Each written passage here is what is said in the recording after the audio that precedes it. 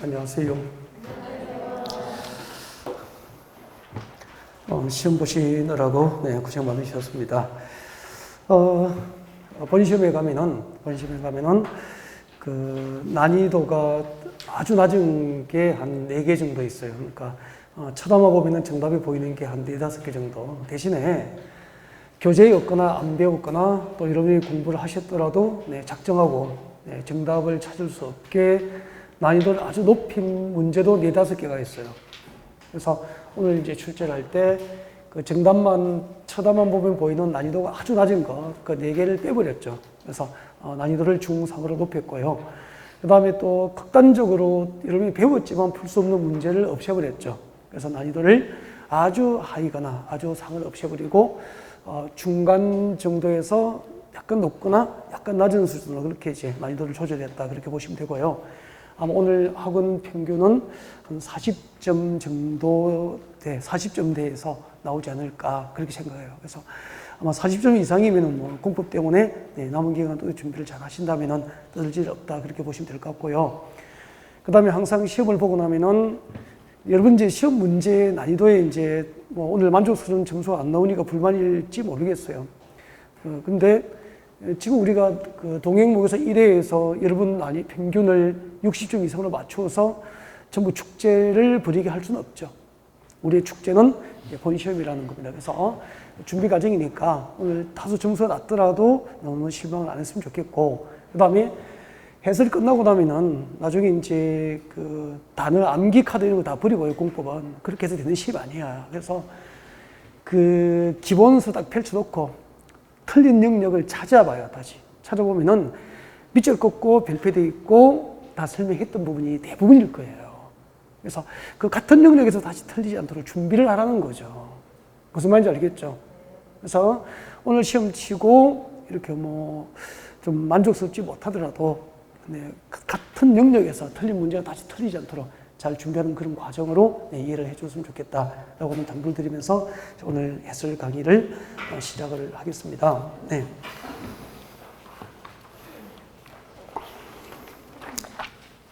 1번.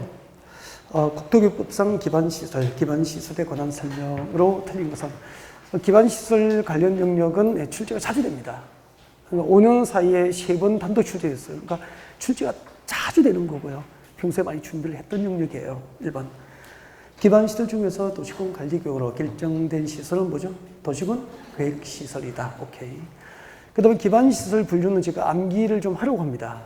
공간시설, 그죠? 보건위생시설, 환경기초시설, 방제시설 이런 것은 암기하라고 했죠. 출제가 되는 영역이에요. 그래서 자, 기반시설 중에서 공원, 광장, 지찌찌, 녹지, 유원지, 공공공지 기억납니까? 공원, 광장, 지찌찌, 공원, 광장, 그리고 녹지, 유원지, 공공공지는 기반시설 분류해서 뭐죠? 공간시설로 분류가 되죠. 네, 정확합니다. 3번. 장사시설, 도축장, 종합의료시설은 주거 관련 시설 맞죠? 주거에 관련된 기반시설은 무엇으로 분류되죠? 보건, 위생시설로 분류되잖아요. 근데 하수, 폐폐, 빗물, 하수도하고 폐차장은 환경기초시설, 환경기초시설로 분류됩니다. 그래서 3번이 정답이 되고요. 1번 문제를 놓쳤으면 좀 심각하게 좀 반성하시고 기반시설 분류표 등 좀 정확히 좀 암기를 했으면 좋겠어요. 출제가 되는 영역이에요. 알겠죠? 네. 그 다음에 4번도 이거 단독 출제될 수도 있어. 기반시설 중에서 도로는 이제 분류가 되잖아요. 도로를 분류하면은 일반 도로, 자동차 전용도로, 보행자 전용도로, 보행자 우선도로, 자동차 전용도로, 고가도로, 지하도로로 이제 분류가 되는데, 거기서 좀 유의를 해야 될 게 있어요. 그 우선도로는 보행자 우선도로만 존재해요. 그러니까 자전거 우선도로나 자동차 우선도로는 존재하지 않는 거 좀 기억을 하셔야 될 것 같습니다. 그래서 우선도로는 보행자 우선도로만 있고요. 자동차, 자전거, 보행은 전용 도로가 있습니다. 아셨죠? 그래서 보행자 도로는 보행자 전용 도로와 보행자 우선 도로가 모두 있다는 거 좀 주의를 해서 기억했으면 좋겠고요. 그다음에 5번. 폐기물 처리 시설과 재활용 시설은 밑줄 거요. 이것은 기반시설 부담금에서 설치가 필요한 기반시설 맞습니까? 그 기반시설 부담국에서 설치가 필요한 기반시설, 학교, 도로, 상하수도, 폐기물 처리 및 재활용시설 등등 이게 단독 출제가 됐던 영역이에요. 그래서 그 5번에 기반시설 부담국에서 설치가 필요한 기반시설도 전부 찾아서 암기를 하셔야 돼요. 그래서 1번 문제를 잘 활용해서 기반시설 분류표하고 그리고 기반시설 부담국에서 설치가 필요한 기반시설 등을 암기하는 준비를 하셔야 될 것 같습니다. 제가 1번은 어떤 메시지를 전하는지 알겠죠? 그 메시지를 준비하라는 이야기예요. 그 다음에 2번 국토교육법상 도시군 기본계획, 도시군 기본계획에 관한 설명으로 틀린 것은 도시군 기본계획 기초조사 내용에는 두 가지가 포함되잖아. 토지 적성평가하고 재적성 분석을 포함시키는 게 원칙인데 그 도시군 기본계획 위반일로부터 몇 년? 5년 내에 이미 토지 적성 평가를 했거나 재적성 분석을 한 경우에는 그러하지 아니하다. 기억납니까? 네. 국가계획과 연계되어 도시군 기본계획 수립이 필요한 경우에는 국토교통장관이 직접 수립할 수 있다. 틀렸죠? 거기 드시죠? 진짜 많이 강조하고 설명을 드렸던 거고 연습을 많이 했던 영역이 있죠.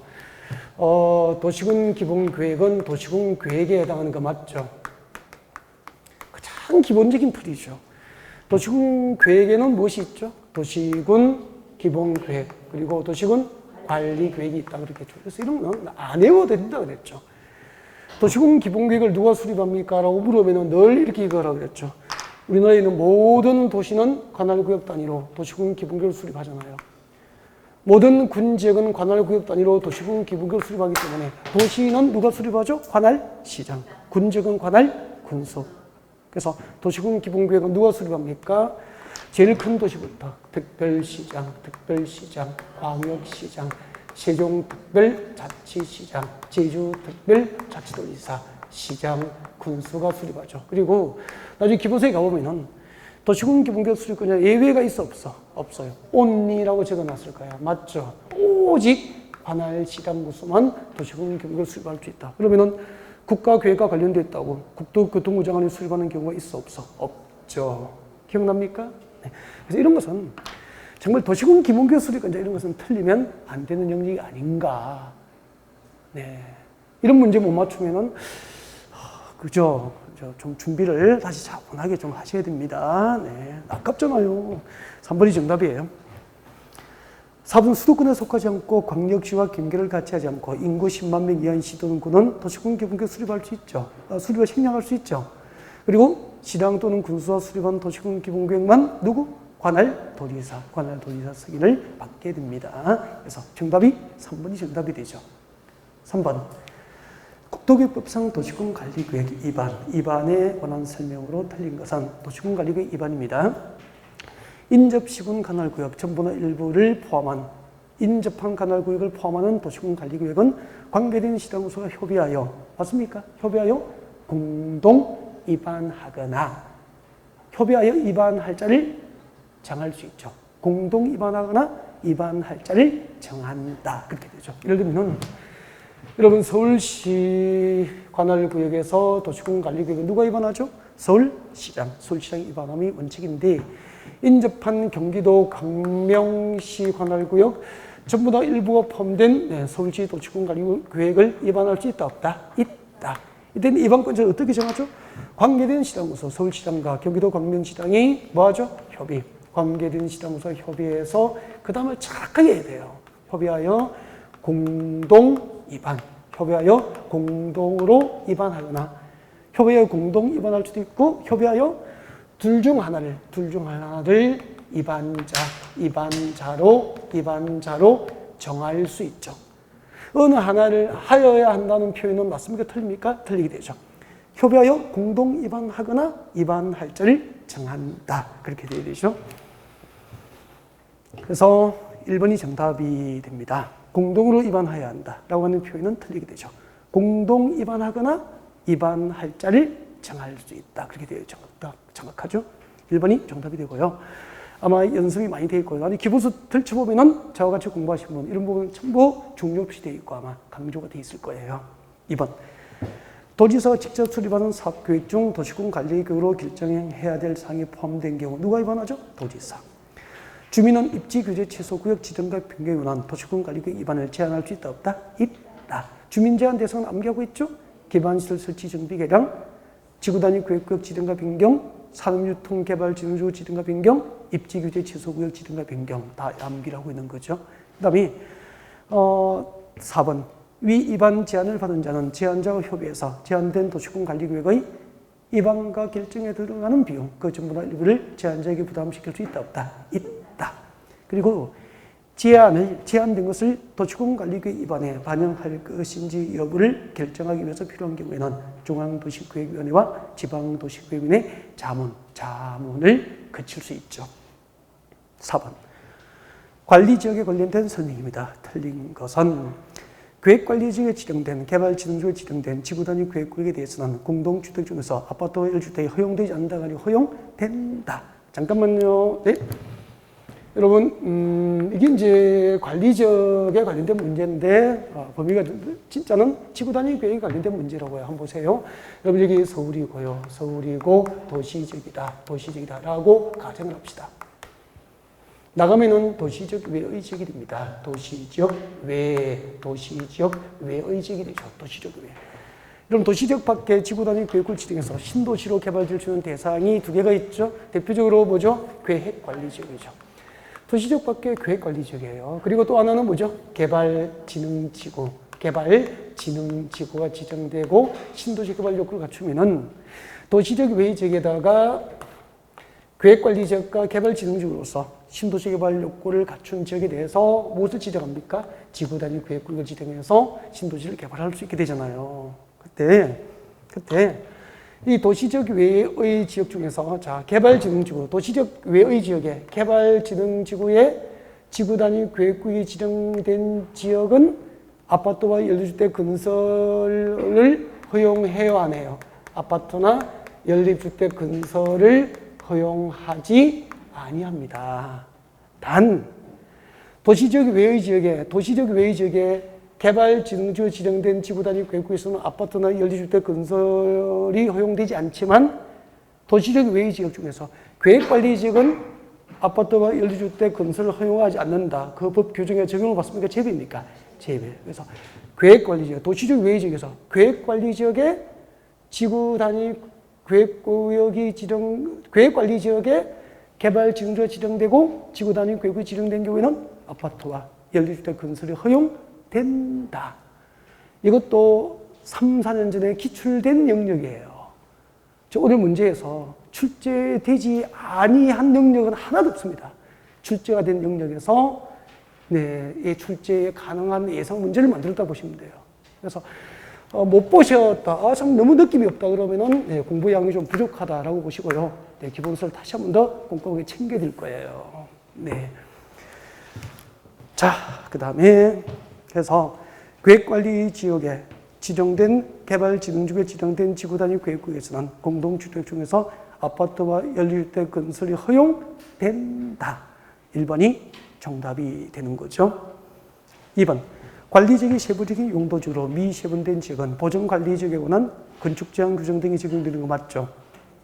3번 관리지역의 농지법상 농업지정지구로 지정된 지역은 이 법상 무슨 용도지역이죠? 농림지역. 농림지역의 결정구성수로 용도지역 지정 특례가 허용되잖아요. 4번 관리지역 안의 지락정비를 위해서 자연지락지구 지정할 수 있다. 맞죠? 자연지락지구 미칠 것이요. 여러분 자연지락지구의 지정 목적은 이게 어떻게 되죠? 자연지락지구의 지정 목적은 녹관농자, 녹지지역, 관리지역, 농림지역, 자연환경 보전지역 안에서 취락을 정비하는 게 목적이죠.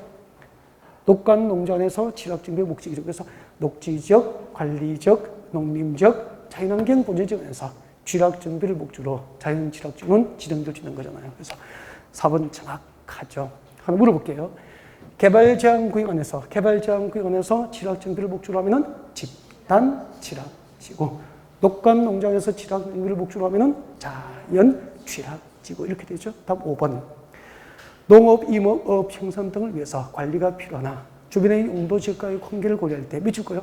농림지역으로 지정하여 관리가 곤란한 지역 줄까요? 여러분 관리지역 중에서 농림지역, 이웃 용도지역과의 관계를 고려할 때 농림지역으로 지정하여 관리가 곤란한 지역은 무슨 관리지역? 생산관리지역. 정확하잖아.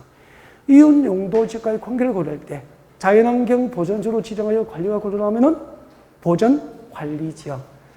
그리고 이제 농림지역과 자연환경 보전지역으로 보전 가치가 없고 계획적으로 신도시를 개발해서 도시지역에 편입시킬 목적으로 지정된 관리지역은 계획관리지역. 그래서 5번 문제, 그 4번 문제 보기 5번을 통해서 관리지역 3개, 생산관리지역, 보전관리지역, 계획관리지역의 지정 목적을, 그 지정 목적을 다시 한 번 더 점검하세요.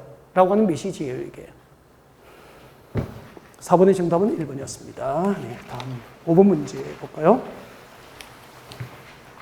금패로 그 5번처럼 이제 금패로가 용적률을 최대한도는 거의 뭐 90% 이상 나옵니다.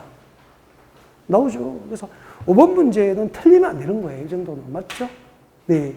여러분, 자연환경 보전지역에 지정된 자연취락지구는, 네, 어떻게 되죠? 금패율이 60.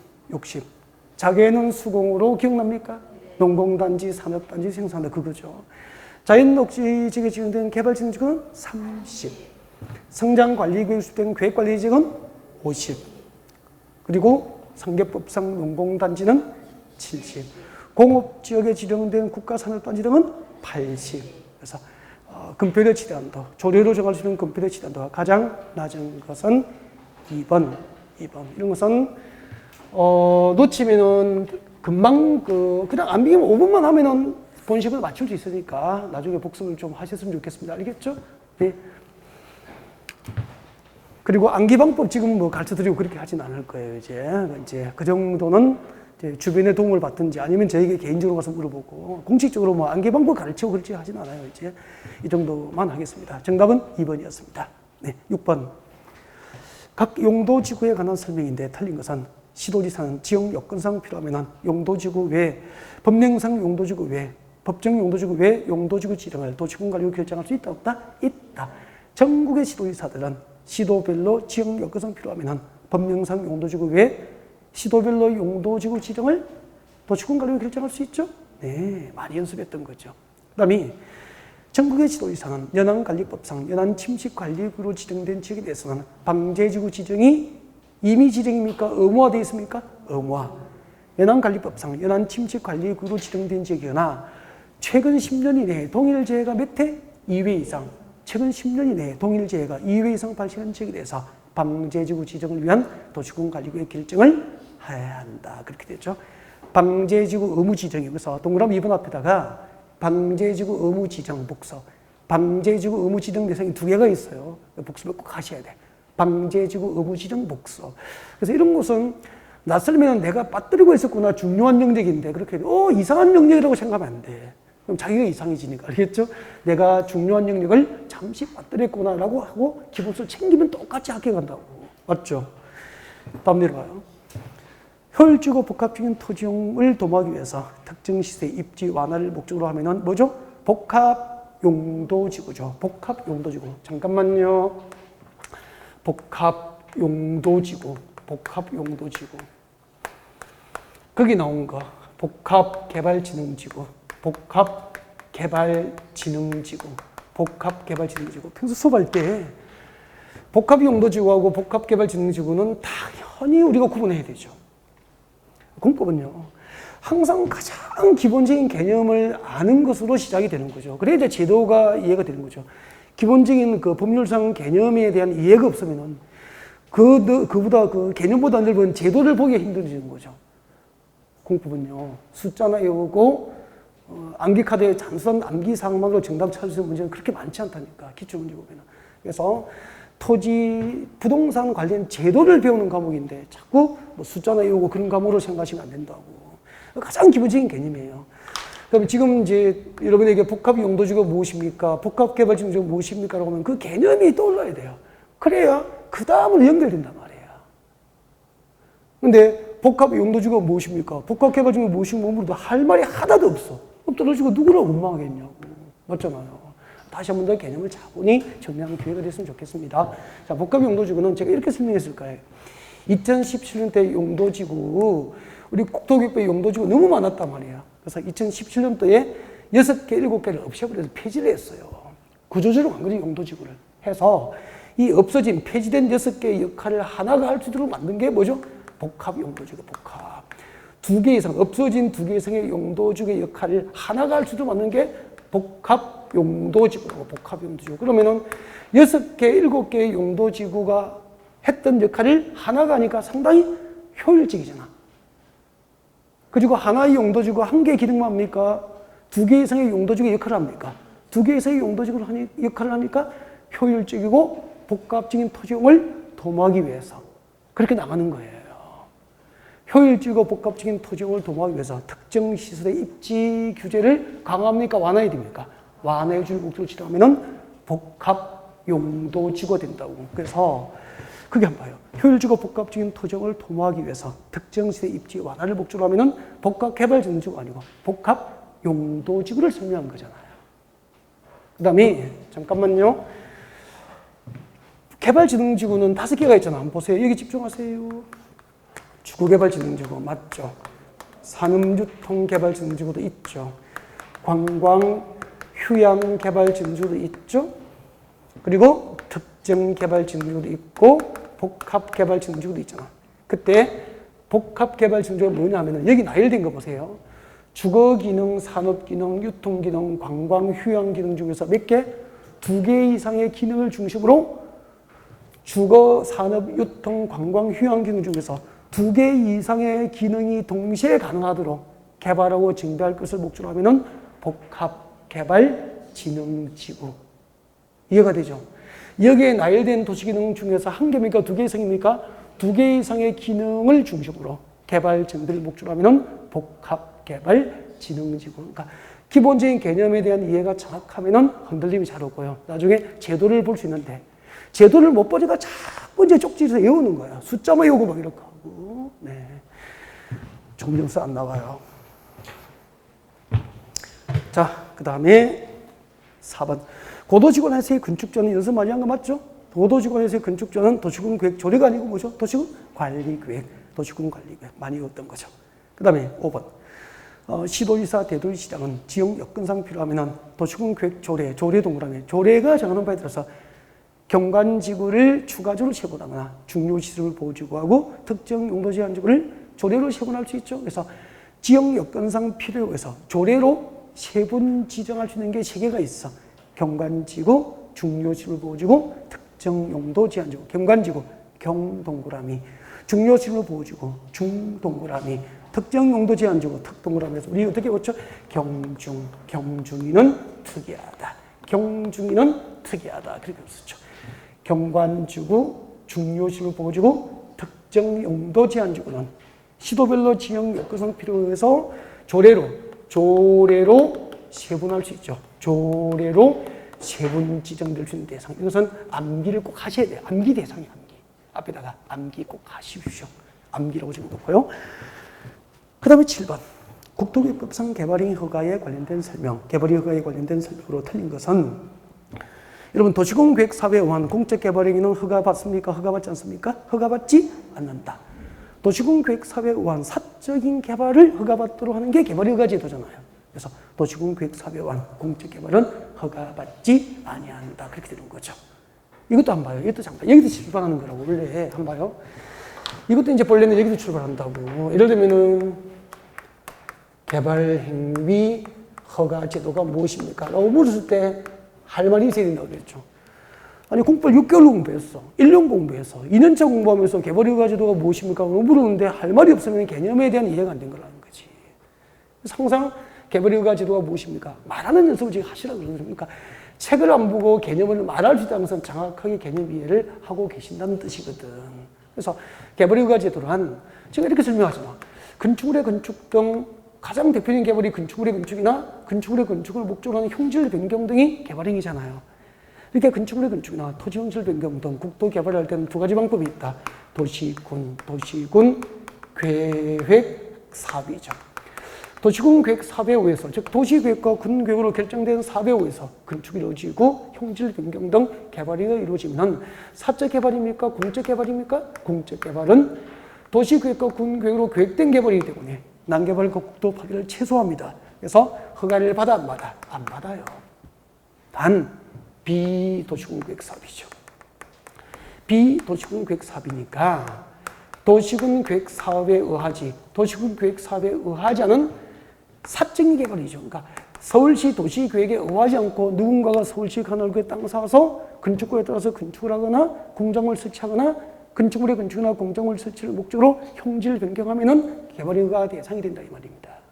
이렇게 도시군 계획 사업에 의하지 않은 사적 개발을 관할 시청군청에 가서 허가받도록 하는 제도가 개발허가 제도니까 개발허가권자는 누구죠? 시는 시장, 군지역은 관할 군수, 허가권자 아니어도 되잖아요. 개념만 정확히 알아도. 그러면은 이 도시군 계획서에 의하지 않은 사적인 개발 행위를 전부 허가받는 경우 허가 대상을 이제 여기서 허가 대상이 나가는 거잖아. 건공, 토토 이렇게 나가잖아요. 이제. 그래서 7번 도시군 계획 사업에 의한 공적 개발은 허가를 받지 않는다. 오 믿겠습니까? 오. 2번 건축물이 있는 대지 분할. 건축물이 있는 대지 분할은 건축법에 의해서 분할 제한을 받기 때문에 이 법상 허가 대상입니까? 제비입니까? 제비. 이것도 연습 많이 했잖아. 그 다음에 3번 재복구나 재난수습을 위한 응급조치 목적인 개발 행위는 허가받습니까? 허가 없이 합니까? 허가 없이 할 수 있지만 조치 후 1개월 내에 관할 시청구청에 사후 신고를 해야 되잖아요. 네. 그 다음에 부지 면적 또는 건축물 연면적 5%를 보면서 확대입니까? 축소입니까? 축소 변경은 허가 내용을 변경할 때 경미하잖아. 경미한 변경을 받아요? 안 받아요? 안 받죠. 우리 경미하기 때문에 허가받지 않는 것도 연습 많이 했죠. 사업 기간을 단축합니까? 연장합니까? 단축. 허가받은 사업 기간을 단축하거나 허가받은 사업 면적을 축소하거나 단축 변경, 축소 변경 이것은 허가를 받지 아니한다. 다음 5번 토지 형질 변경과 토석 재체가 완료되는 후 비탈면에 적용이 필요하면 이행 강제금입니까? 이행 보증금입니까? 이행 보증금 애치 대상 여러분 이행 강제금은 어디에 있죠? 두 개잖아, 두 개. 우리 부동산 공부에서 이행 강제금 제도를 규정하고 있는 법 두 개를 맞겠죠. 이것도 기출 문제였습니다. 시험 나온 거죠. 이행 강제금을 규정하고 있는 법은 무슨 법이죠? 건축법하고 그리고 농지법. 농지법에는 이행 강제금, 그죠? 국토개발법상 도시공원계획시설 사업 절차. 그리고 개발허가 절차에서는 이행 보증금 애치 사유가 됩니다. 정답은 5번이고요. 틀리면 좀 아깝죠, 그죠? 그래서 뭐 실력이 없어서 틀린 건 아니고 아깝습니다. 그래서 이제 지금 당해보고 본 시험에서 맞추시면 돼요. 네. 자, 그래서 혹시 틀리고 마음 상하신 분은 본 시험에서 맞추면 되니까 괜찮아요. 8번 오시고. 국토교법상 지구단위 계획구역에 관한 설명으로 옳은 것은 1번 지구단위 계획의 수립기준 동그라미 하죠. 수립기준 저 공식처럼 외우라고 했죠. 그냥 기준, 수립기준, 작성기준, 입안기준 앞으로 기준은 95% 이상이 뭐죠? 국장 기준은 전국토, 전국이 동일해야 되기 때문에 보통 중앙정부에서 기준을 정한다고 이해하면 돼요. 누가 정하죠? 국장. 1번 정답하신 분은 안 돼요. 다음에는 틀리도록 하십시오. 2번 지구단위 계획구역에서는 이 법상 토지 형질 변경 등 개발허가를 최대 5년 범위 안에서 개발허가를 제한할 수 있다. 맞습니까? 네. 기반시설 부담구역이 지정됐거나 지구단위 계획구역에서는 개발허가 제한 기간을 한 차례 2년 범위에서 연장할 수 있죠? 네. 그래서 정답은 2번이 정답이 됩니다. 개발행위 허가 제한을 찾아보시면 돼요. 2번은 개발행위 허가 제한을 찾아보시면 돼요. 한 차례 3년 범위 내에서 개발허가를 제한함이 원칙인데 지구단위 계획이 지정됐거나 기반시설 부담구역이 지정된 지역 등은 한 차례 2년 범위 내에서 허가 제한 기간이 연장될 수 있다. 이렇게 되죠. 3번 택지개발축지법상 택지개발지구로 지정고시 된 후 10년이 지난 지역은 지구단위 계획을 지정해야 한다. 거기 드시죠? 지구단위 계획구역의 의무적 지정 대상 우리 다 외우고 있죠? 네, 지구단위 계획구역을 반드시 지정해야 돼. 의무적 지정이죠. 의무적 지정 대상. 이건 제가 암기하는 방법을 가르쳐 드리잖아요. 네. 정택이는 10년. 정택이는 10년. 신호기는 30만. 그렇게 했죠.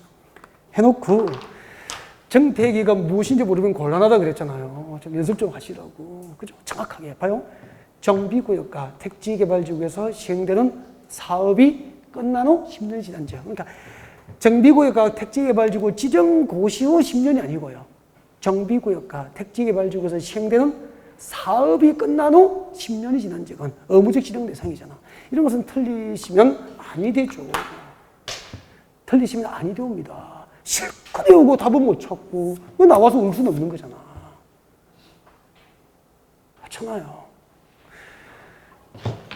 이번이 연습이니까 마지막 실수가 됐으면 좋겠습니다. 아셨죠? 시가버초등구역과 또 하나가 있어요. 공원. 시가버초등구역과 공원으로 묶여있다가 해제된 지역 중 그 면적이 30만 제곱미터 이상이거나 녹지지역에서 주거지역, 상업지역, 공업지로 용도지역이 변경된 지역 중 그 면적이 30만 제곱미터 이상이면 지구단위 구역을 지정할 수 있습니까? 해야 합니까? 해야 한다.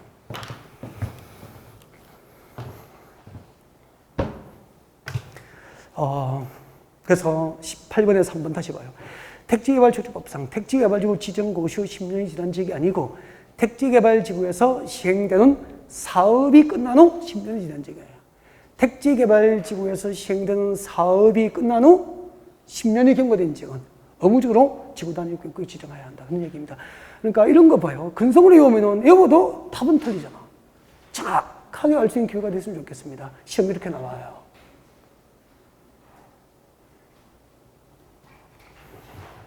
그러니까 오늘 이게 동영사회는 제가 공부 강의 20년 이상 했다 그랬죠.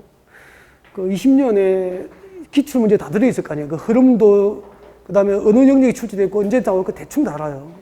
그 흐름에 맞춰서 최신 출제에 맞도록 진짜 혼을 다해서 만든 문제들이라고. 하나하나가 본 시험에서 여러분의 정답을 결정하는데 중요한 결정을 해야 되니까. 좀 문제 귀한 줄 알고, 기본서를 펼쳐놓고 복습 잘하고, 지금 다뤘던 지문이 다시 등장했을 때 틀리지 않도록 준비를 잘 하셔야 돼요. 그러면은 살아서 돌아옵니다. 살아서 돌아와야죠. 그렇잖아요. 떨어지고 후회하고 우물 올리고 뭐 해도 소용이 없다는 얘기예요. 남은 기간 동안에 진짜 이렇게 딱 문제 풀고 관련 영역을 기본서를 딱 복습하고 준비해서 최소 10점에서 20점까지 평균 점수 올릴 수 있어, 전체를. 남은 기간 충분하다니까. 그 진짜 선수는 지금부터 하는 거라고. 그동안에 우리가 대충 열심히 했잖아요.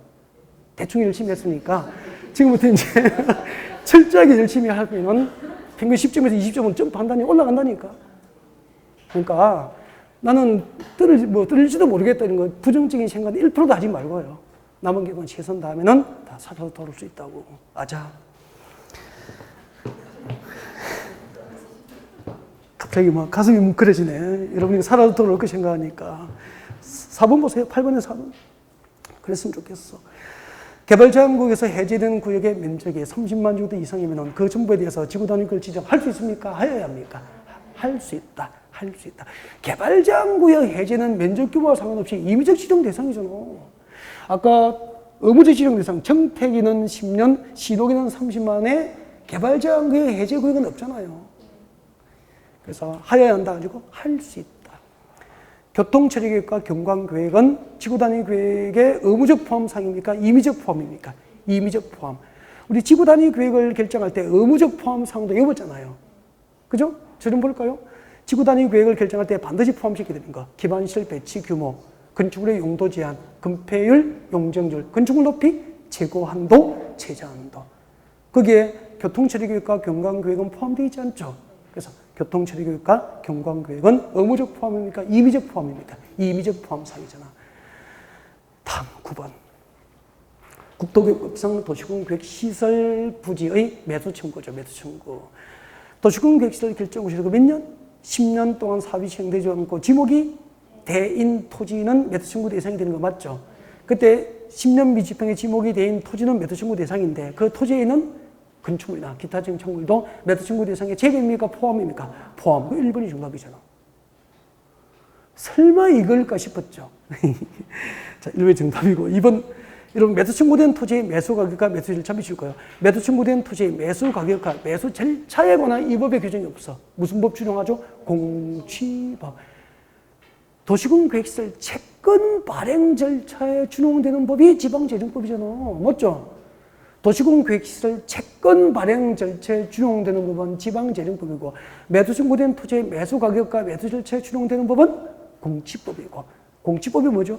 공익사업을 위한 토지의 취득 및 보호성능 법률을 정한. 이거 비교해서 딱딱 외우셔야 돼요. 나중에 기본수학 요약책에 가면 다 체크되어 있습니다. 내려오세요. 3번.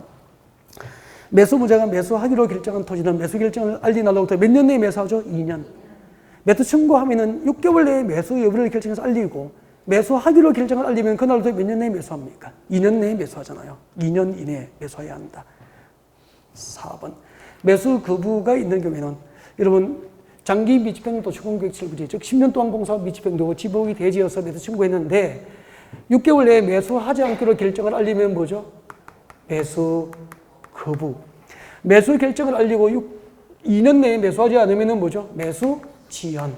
매수 거부, 매수 지연. 그렇게 되죠. 매수 거부, 매수 지연 시에는 허가 대상이 있죠. 네, 몇 층? 3층. 다 외워야 되죠.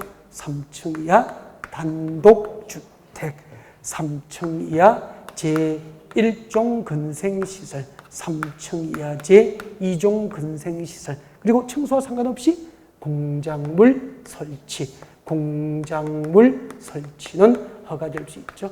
3층 이하 단독주택, 1종 근생시설, 2종 근생시설, 공작물 설치가 허가될 수 있죠. 네.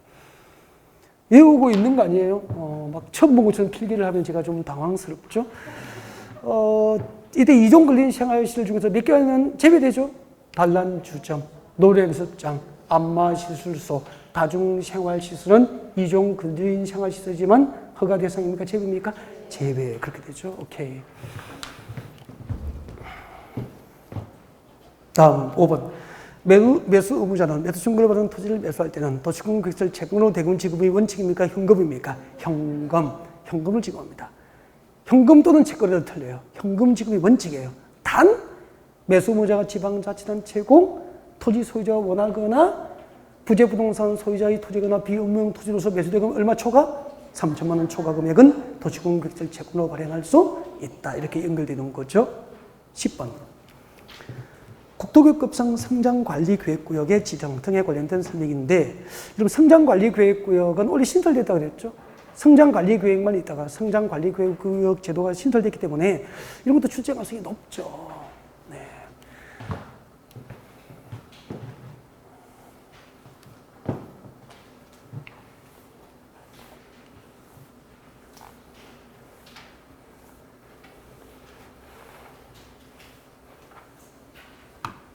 여보세요? 성장관리계획구역. 성장관리계획이 무엇인지, 성장관리계획이 무엇인지 이런 거 봐요. 항상 정확한 개념을 이해하는 거라니까. 예를 들면 성장관리계획이 무엇입니까? 라고 물으면 책을 안 보고 할 말이 있어야 돼. 그걸 아는 거라니까. 안다는 것은 책 보지 않고 개념을 말할 수 있는 그 기준이 기준. 그러면은 답을 찾아가기 참 쉬워져요. 진짜 개념을 알면 너무 쉬워지는 거야. 근데 성장관리계획을 누가 지정한 지정권자를 막 외우고 지정 대상을 막 외우고 지정 효과를 막 외우는데 진작 성장관리계획이 무엇입니까? 물으면 한마디 말을 못하잖아요. 그게 이제 여러분의 공부방법의 문제라는 거죠. 개념을 중요하게 생각하지 않는다.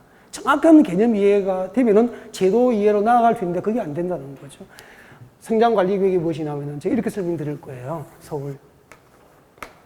도시지역이잖아요.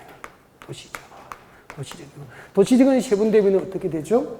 네, 주거지역, 상업지역, 공업지역. 녹지지역 있잖아요. 녹지지역 있죠? 주거지역, 상업지역, 공업지역은 개발 용도입니까? 보존 용도입니까? 개발 용도고 이미 대부분 개발이 완료돼서 그냥 개발 끝났어, 대부분. 근데 지금 서울시청에 들어가 보면은 서울시 주거지역, 상업지역, 공업지역에 임야사고, 농지사서, 택지개발하겠다고 허가 신청된 건수가 별로 없는 거예요, 거의. 그러면 서울시 관할구역인데 용도지역이 녹지지역이거나 서울시 관할구역인데 관리지역이거나 농림지역이거나 자연환경 보전지역으로 지정된 지역은 개발이 유보되어 있거나 보전 목적이잖아요. 그래서 주로 지금 서울 시청에 가면은 녹지지역과 관리지역, 농림지역, 자연환경 보존지역에 개발행위 허가 신청, 개발행위 허가 신청, 성장은 개발이잖아. 개발행위 허가 신청이 여기에 몰려 있는 거야.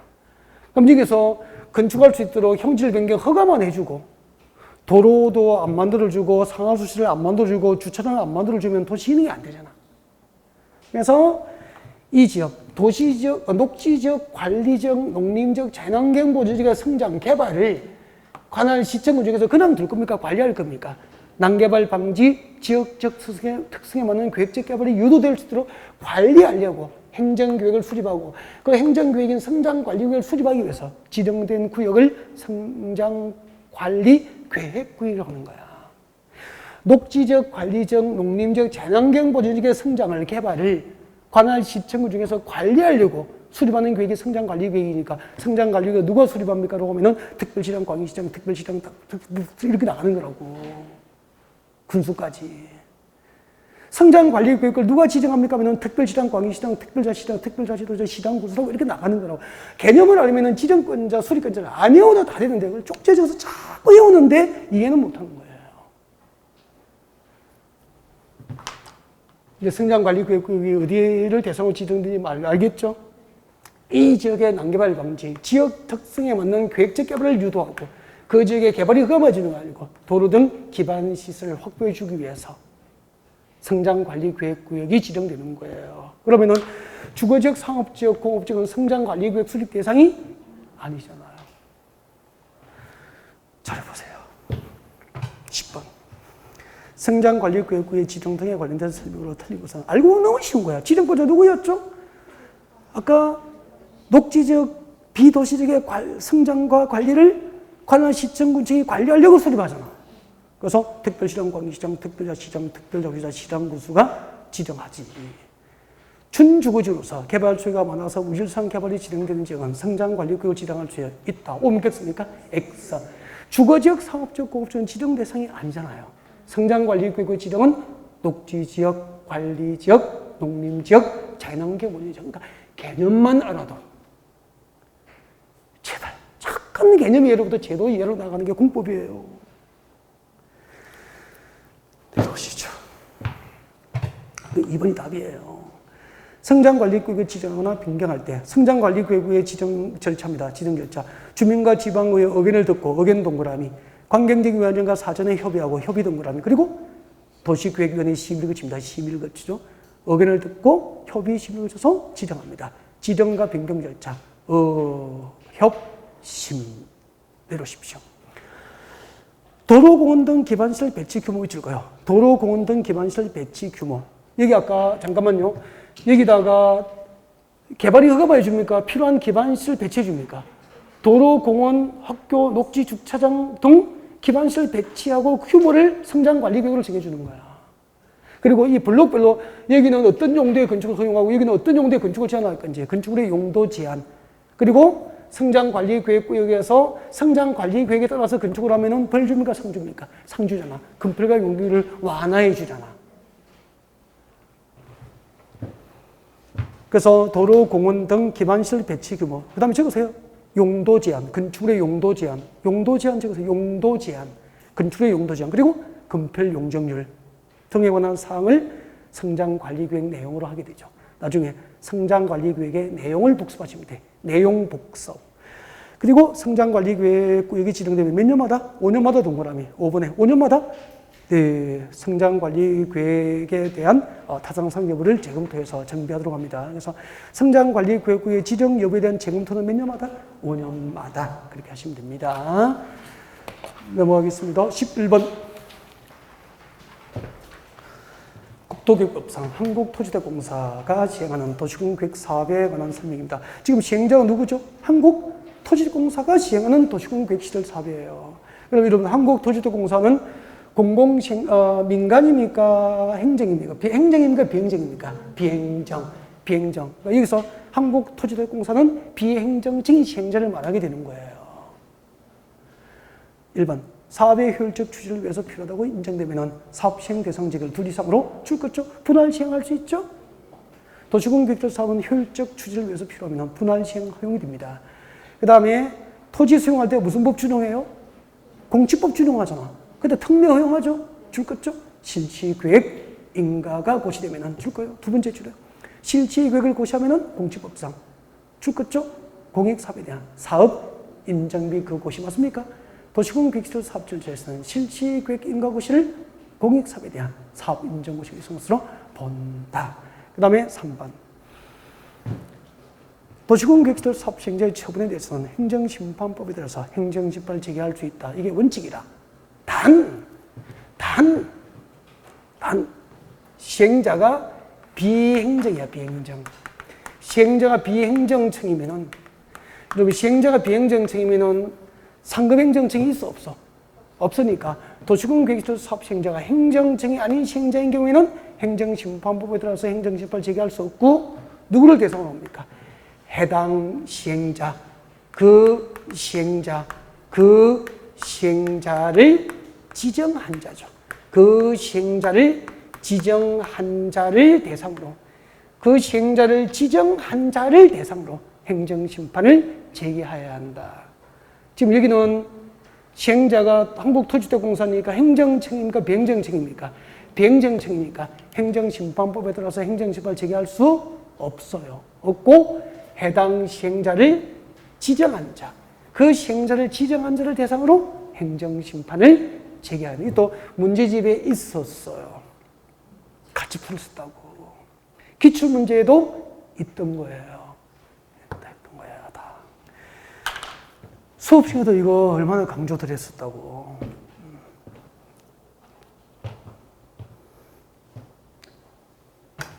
3번이 정답이에요. 도시공계획시설 사업 시행자가 행정청이 아닌 경우에는 행정심판법에 따라서 행정심판을 제기할 수 없고, 누구를 대상으로 해야 됩니까? 그 시행자를 지정한 자를 대상으로 행정심판을 제기해야 됩니다.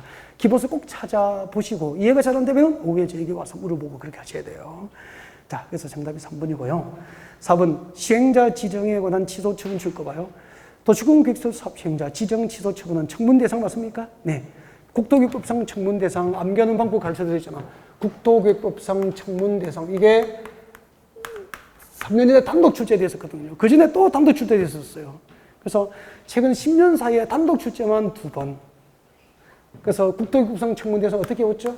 계도, 청문회 하면은 실토한다. 계도실 이렇게 외웠잖아. 계도, 청문회 하면은 실토한다. 계도실 이렇게 했었죠. 계도실. 계도실에는 그 개가 뭔지 모르면은 개판 되겠죠? 개가 뭐죠? 개발행위 허가 취소. 반성하세요. 아직 연습 안 하신 분들. 개발행위 허가 취소. 개발행위 허가 취소. 도는 뭐죠? 도시군 계획 시설 사업 시행자. 도시군 계획 시설 사업 시행자. 도시군 계획 시설 사업 시행자 지정 취소. 도시군 계획 시설 사업 시행자 지정 취소. 도시군 계획시설 사업 시행자 지정 취소 처분은 취소 처분 전 청문해야 돼요. 실은 뭐죠? 실시계획 인가 취소죠. 실시계획 인가 취소 이 세 가지입니다. 개발행 허가 취소, 도시군 계획시설 사업 시행자 지정 취소, 실시계획 인가 취소는 국토교육법상 취소 처분 전 뭘 해야 되죠? 청문을 해야 한다. 청문 대상이 돼요. 5번 타인 토지 출입을 할 때는 행정청은 허가 없이 출입할 수 있죠. 그런데 지금 여기는 행정청이 아니기 때문에 주택공사는 비행정청이니까 허가 없이 출입합니까? 허가 받아야 됩니까? 네, 관할 시청군주로부터 허가받고 타인 토지 출입이 가능하게 됩니다. 정답은 3번이었습니다. 12번 국토교육법상 공동구 광역시설에 대한 설명으로 틀린 것. 공동구는 누가 관리하죠? 제가 농담으로 지나갈 때마다 맨홀 뚜껑을 지나갈 때마다 외우라 그랬죠. 시청, 군청이 관리한다고. 맨홀 뚜껑은 누가 관리해요? 맨홀 뚜껑 안에 전기시설, 통신시설, 가스시설, 지역 난방시설 등을 공동으로 수용하고 있는 지하시설물이 공동구잖아요. 누가 관리하죠? 시청, 군청. 그래서 특별시장, 광역시장, 특별자치시장, 특별자치사, 시장구소가 관리를 하게 돼요. 정확한데요? 광역시대 설치와 관련한 도시공계획시설 설치 관리에 따른다. 맞습니까? 네, 이것도 지문 자주 나오는 지문이야. 그럼 이거 시험 이렇게 나온단 말이에요. 공동구의 설치와 관리는 도시공격시설 설치 관리에 따른다. 그렇게 나오면 또 왕창 틀려버려요. 광역시설의 설치와 관리는 도시공격시설 설치 관리에 따른다. 이게 원칙이라고, 원칙. 중요한 지문들이 늘 나오는 것들이야, 이것들이요. 네. 그 다음에 국가교육을 설치하는 광역시설, 예를 들면 기본서에 제가 수업할 때 적어준다고. 국가교육을 설치하는 광역시설, 예를 들면 뭐가 있죠? 인천공항. 인천공항은 인천시가 결정한 사업입니까? 중앙정부의 국가계획으로 결정된 사업입니까? 중앙정부의 국가계획으로 결정된 사업이잖아. 이렇게 인천국제공항처럼 국가계획으로 설치하는 광역시설은 국토교통부 장관이 설치 관리하는 게 아니고 해당 광역시설 설치 관리를 사업의 목적으로 수립된 법인이 설치 관리할 수 있는 거예요. 그러니까 인천국제공항을 설치 관리할 것을 목적으로 수립된 법인은 인천공항공사무, 공항관리공사무, 인천공항공사무 이런 거겠죠. 고속도로를 설치 관리할 것을 목적으로 수립된 법인은 뭐죠? 한국도로공사. 이렇게 국가교육으로 설치하는 광역시설은 해당 광역시설 설치 관리를 사업의 목적으로 하여 설립된 법인이 이를 설치 관리할 수 있다. 이렇게 하듯이 나중에 공동구 부분을 딱 기본서를 딱 펼쳐봐요. 펼쳐보면은 이런 거 전부 밑줄 끄고 체크 다 되기 때문에 아, 진짜 합계획 이런 기본서에 있구나. 그럼 기본서 중요합니다. 지금도 이제 기본서를 보셔야 돼요. 기본서를 보고 정확히 개념이 이해하고. 기본서 보면 분량이 많잖아요. 아니요. 제가 설명드리고 밑줄 꺼드리고 발표해드리는 것만 하면은 그렇게 많지도 않아요. 네. 3번이 정답이에요. 4번. 공동관리자는 몇 년마다? 5년마다 안전 및 유지 관리 계획 수립 시행하고 안전점검은 1년에 1회 이상 실시합니다. 13번부터 휴식 후에 진행하겠습니다.